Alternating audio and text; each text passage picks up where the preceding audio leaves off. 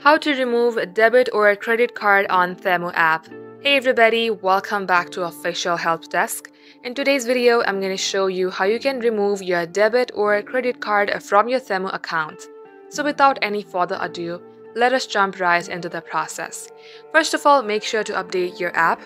Head over to Play Store and search for TEMU. In case you see update sign here, tap on update. Once done, tap on open and make sure that you are logged into your specific TEMU account. Tap on Use section on your bottom page and tap on Settings icon on your top. Then tap on Your Payment Methods. And under here, if you have any card linked with your TEMU account, it will give you the option that says Remove Credit or Debit Card. As you can see that in my case, I don't have any card link, so it says it is empty.